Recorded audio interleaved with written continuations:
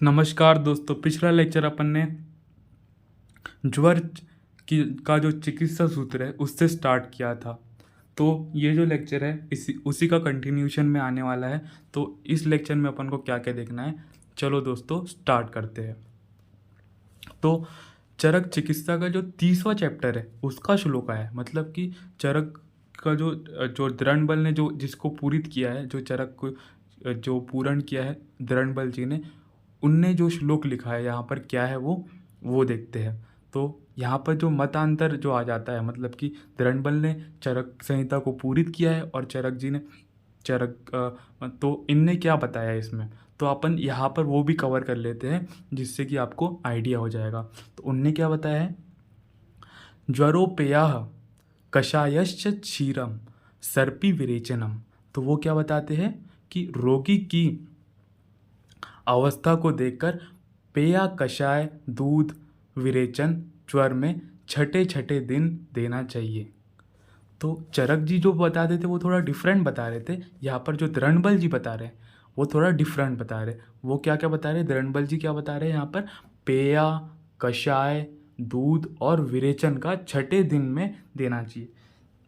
लेकिन अपन ने कल जो बताया था, कल अपन ने क्या देखा था कि 6 दिन तक के तो यवागु का पान ही करना है, मतलब कि विरेचन के 6 दिन बाद तक के यवागु का पान करना है, उसके 7वें दिन बाद लघु अन्न का पान करना है।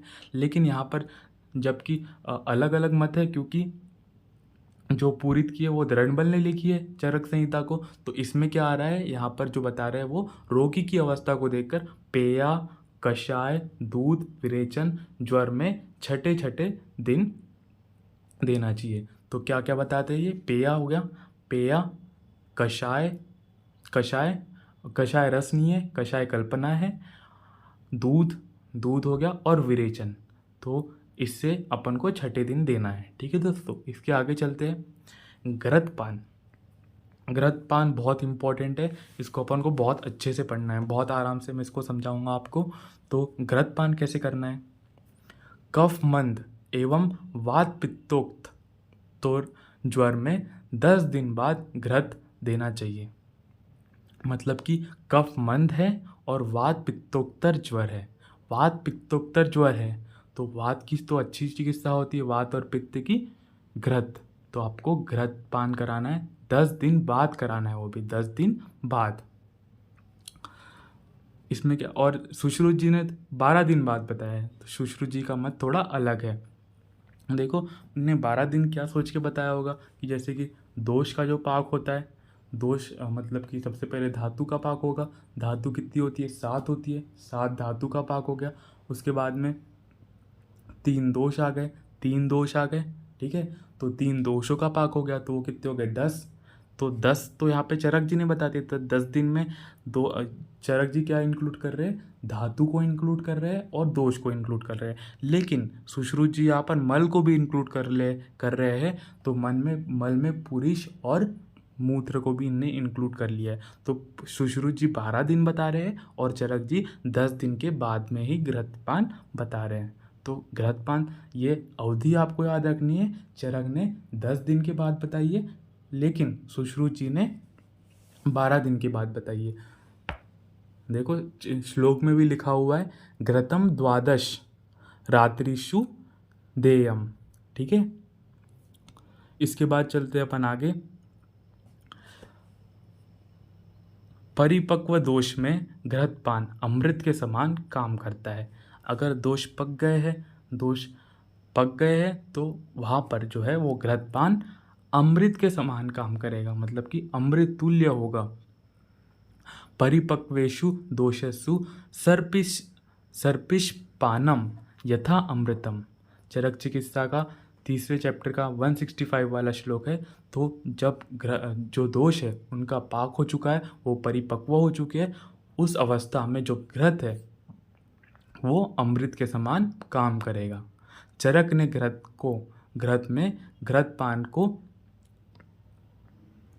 भेषज जिज्ञम की संज्ञा दी है। तो ये बहुत इंपॉर्टेंट क्वेश्चन है, ये पूछ लेता है कि भेषज जिज्ञम की संज्ञा चरक जी ने कौन से चैप्टर में दी है घृत को। तो घृतपान को जो चरक जी है उनने ज्वर चिकित्सा में भेषजज्ञम संज्ञा दी है। ऐसा क्यों? क्योंकि जो ज्वर है, अपन ने इन सब से तो चिकित्सा कर ली, कषाय से कर ली, वमन, लंघन, लघु भोजन, इन सब से तो कर ली, लेकिन अगर फिर इनसे भी ठीक नहीं हो पा रही है और वो जो है रोगी है वो रूक्ष अवस्था में है, तो अपन उसको सर्पी पान कराएंगे। तो वहाँ पर ये बहुत अच्छी भीषक है, मतलब बहुत अच्छी औषध है, यहाँ पर ये बहुत अच्छा रिजल्ट शो करेगी। तो अगर कषाय से, वमन से, लंघन से, लघु भोजन से अगर फिर भी ठीक नहीं हो पा रहा है, ये सब करा लिया आपने उसके, और वो रोगी रुक्ष है, तो अपन उसमें सर्पी का पान कराएंगे। सर्पी पान भेषज जिज्ञम इनने नाम से बताया है। तो ये बस याद रखना है कहाँ पर जो ये टर्म आया है, घृत पान को इनने भेषजिज्ञम की संज्ञा दी गई है, वो भी ज्वर चिकित्सा अध्याय में। ठीक है दोस्तों, इसके नेक्स्ट में चलते हैं। जीर्ण ज्वर में श्रेष्ठ पेय, जीर्ण ज्वरेषु तु सर्वोत्तम सर्पी पानम प्रशस्यते। ये चरक निदान का श्लोक है। चरक निदान में जो बताया है वो क्या है? जीर्ण ज्वर में सर्पी पान सबसे उत्तम बताया गया है। तो जीर्ण ज्वर है, मतलब कि दोषों का पाक हो चुका है, तो अपन उसमें सर्पी का पान कराएंगे, जो कि बहुत ज़्यादा प्रशस्त है। प्रशस्त भेषज का पर्याय था, तो भेषज को इनने प्रशस्त, यहाँ पे इनने पर्याय का यूज़ किया है। तो सर्पी जो है वो बहुत अच्छी भेषज है काय में? जीर्ण ज्वर में। सर्वोत्तम बताइए, सर्वश्रेष्ठ बताइए काय में? जीर्ण ज्वर में। ठीक है दोस्तों, इसके बाद अपन चलते हैं आगे। दूध का प्रयोग, देखो दूध का प्रयोग भी बहुत अच्छा बताया है इनने। तो अपन ने घृत पान करा दिया, इसके बाद आ गया दूध का प्रयोग। दूध के प्रयोग में क्या पता है?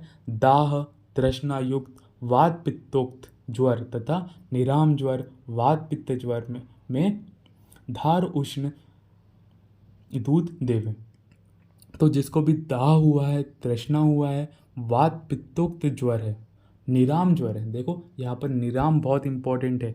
निराम अवस्था होनी चाहिए ज्वर की। अगर आम अवस्था है तो अपन दूध नहीं देंगे, आम अवस्था में दूध और ज़्यादा बढ़ा देगा आम को। तो यहाँ पर निराम ज्वर होना चाहिए, वात पित्तोक्त होना चाहिए, क्योंकि जो दूध होता है वो मधुर होता है, मधुर रस प्रदान होता है, तो वात का शमन करेगा, पित्त का भी शमन करेगा, दाह और तृष्णा का भी शमन करेगा। स्निग्ध होता है, स्निग्ध होने के कारण वो दाह और तृष्णा का भी शमन करेगा। अपन को कैसा देना है उसको? दाह उष्ण दूध का सेवन कराना है। इसके बाद क्या लिखा है इसमें? जीर्ण ज्वराम सर्वेशाम पयः प्रशमनम परम। तो जीर्ण ज्वर में जो है ये बहुत अच्छी औषध के रूप में माना गया है। तो प्रशमनम काय का जो पर्याय है वो है भेषज का पर्याय। तो जीर्ण ज्वर में जो है ये बहुत अच्छी भेषज है, जीर्ण ज्वर में सबसे श्रेष्ठ औषध है। तो देखो जो फर्स्ट पॉइंट है इसमें क्या लिखा है मैंने? जीर्ण ज्वर में श्रेष्ठ औषध दूध चरक ने बताई है। जीर्ण ज्वर में श्रेष्ठ पथ्य, पथ्य मतलब भोजन, जीर्ण ज्वर में पथ्य औषध का भी वो है, तो सुश्रुत जी ने पथ्य माना है दूध को जीर्ण ज्वर में ही। ठीक है दोस्तों, जीर्ण ज्वर में उपयोगी जो भाव प्रकाश जी ने माना है वो क्या है? गुड़ के साथ साथ पिप्पली। जीर्ण ज्वर में गुड़ के साथ साथ पिप्पली का सेवन भाव प्रकाश जी ने माना है। क्या क्या माना है? जीर्ण ज्वर में श्रेष्ठ औषधि चरक ने माना है दूध को, श्रेष्ठ पथ्य सुश्रुत जी ने माना है दूध को, और जो भाव प्रकाश जी है उनने गुड़ और पिप्पली बताई है, गुड़ पिप्पली बताई है।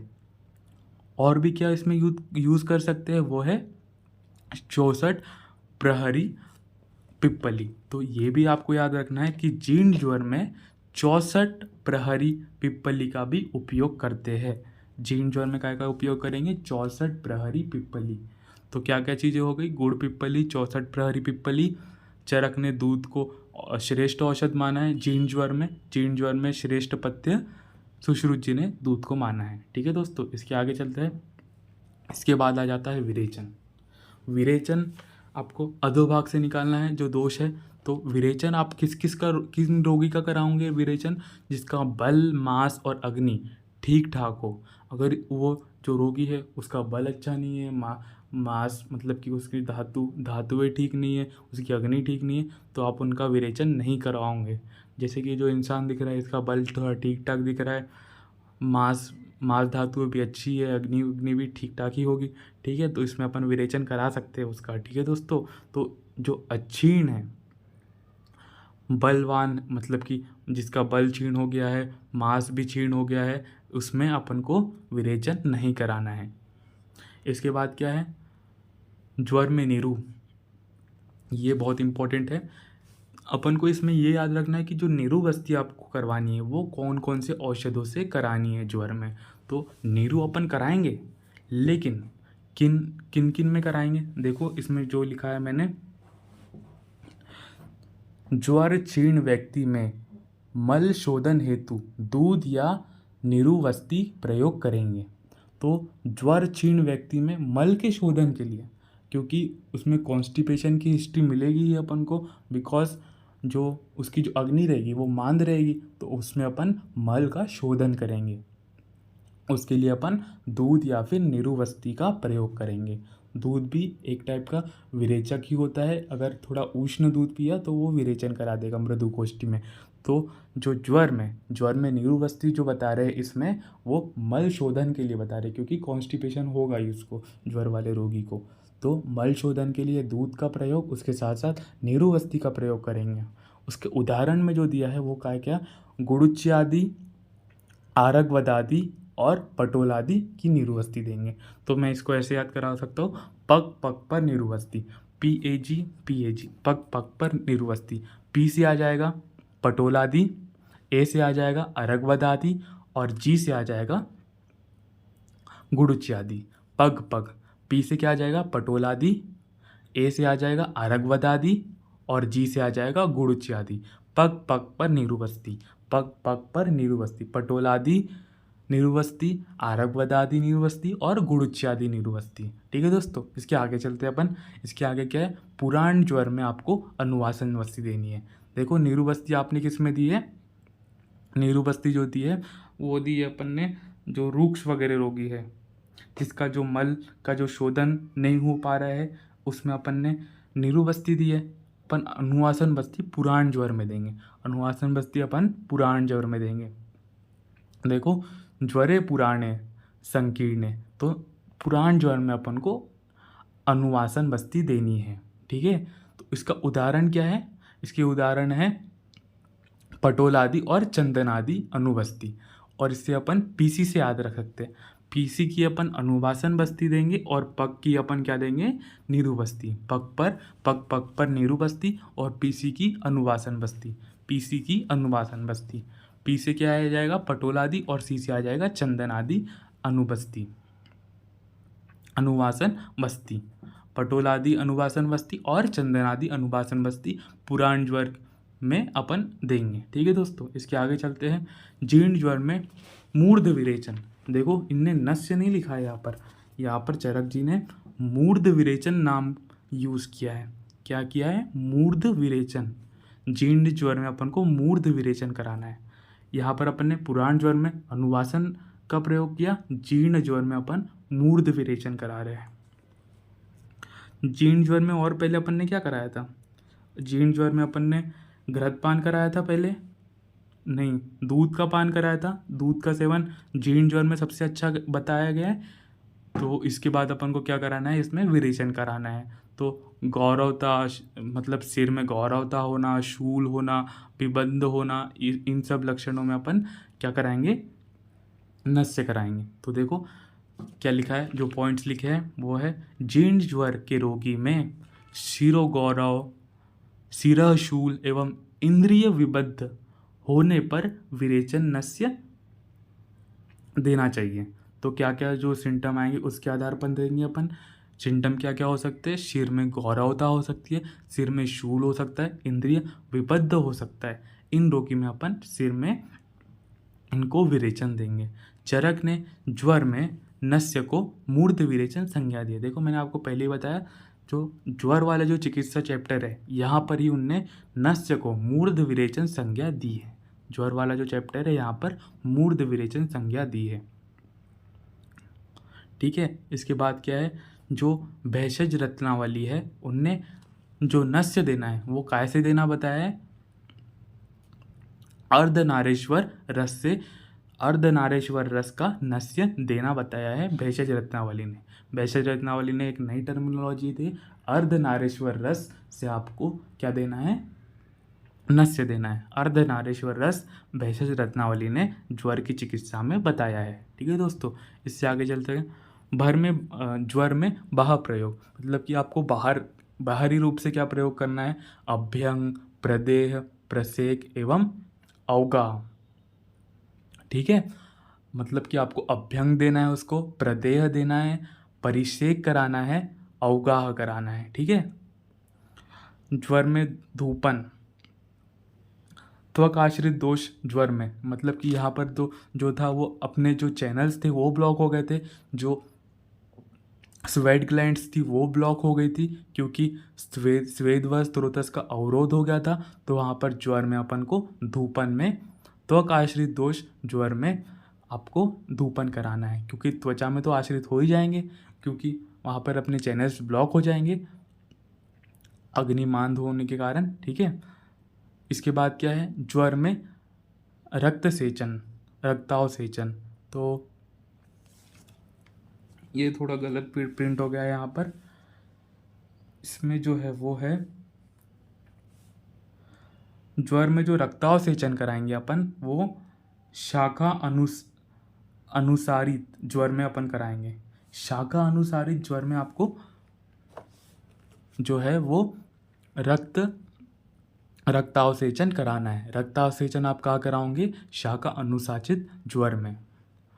तो ऐसे याद कर सकते हैं इसको कि शाखा में क्या आता है अपना, रस आदि धातु, रक्त आदि धातु और त्वचा।